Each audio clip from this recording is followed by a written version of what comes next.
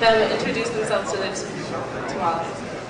Our robot's name is Sharara. It means spark in Hindi. That's partly because one of our original ideas was for it to set itself on fire at the end. We decided that would be a bad idea. Why do you think that would be a bad idea? We'd like to keep the hardware on it.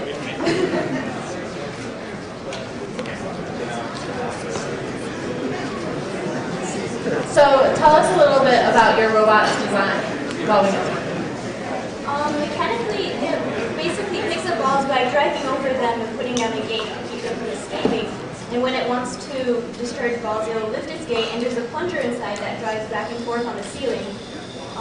And that's how it pushes the balls out when it gets up to a goal. So it looks like it's starting out by doing a scan. We have it starting by doing its wander routine, which basically means drive around until it hits a wall and then try to turn away from the wall. So what does it look like it's doing now? It's doing a scan and trying to get out of that corner. The way we have it avoid walls is when the front IR sensor thinks it's too close to a wall, it will randomly try to turn right or left, and sometimes that means turning into another wall.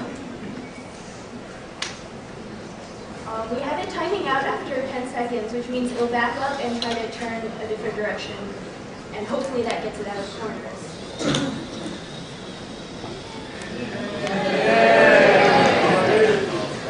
It seems like it's bumping into things a lot. Is it using bump sensors at all? No. We just have the margins on our IR sensors set to low.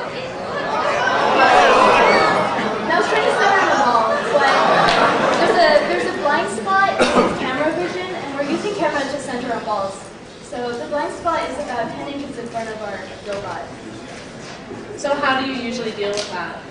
So our wander code starts by backing up in hopes that after it loses a ball, it goes into wander mode, so it'll back up and be far away enough from the ball that you can see it. And so then once it starts going forwards again, what happens when it's 10 inches again from it? Hopefully, if it has backed up enough, it'll see the ball right away, and then it'll start trying to center on it. And it does a better job centering on balls from far away.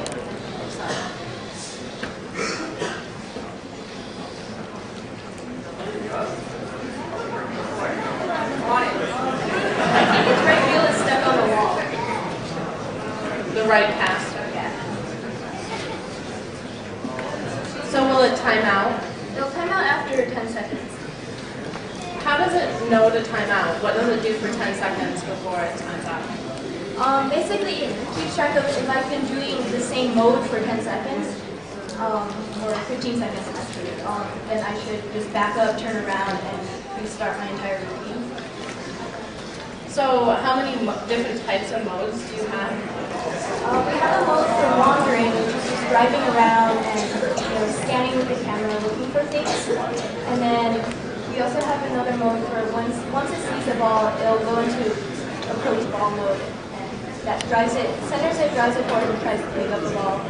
And then there's a see goal mode, and after it sees the goal, it'll drive the goal and try to discharge if there's more than one ball. Oh, it looks like it activated its plunger mechanism. So it thinks it has a ball? Yeah. So we don't have an actual check for whether or not it has a ball. It's just every time it tries to pick up a ball, it thinks it got it. So how long will it try to put the ball in? I'm not sure if there's a timeout on this. Well, it must stop after something happens, right? Usually. I think the plunger actually, like the entire routine would have timed out if it had completed the plunger going forward and backwards, but I think maybe it got stuck on something. So it's not completely. Oh, I see. I think maybe it's caster. It's not going backwards. So how does the plunger work? So there's a wheel attached to a servo, and the wheel touches the ceiling of like the holding area, and then there's sandpaper to increase friction. So basically the servo drives the plunger forward and backwards using the wheel. the servo turn a pole 360 degrees? Yeah, we modified a normal servo so that it's like a normal motor, but it costs less than 2 points.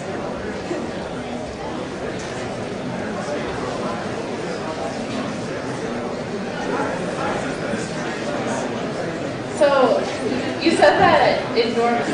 Can you tell us some about its wandering mechanisms then? So it wanders basically by driving forward when it can, and then when it gets too close to a wall, based on the reading from the front IR sensor, it will turn 90 degrees right or left randomly. So how does it know if it's turned 90 degrees? We use our gyroscope for turning and for driving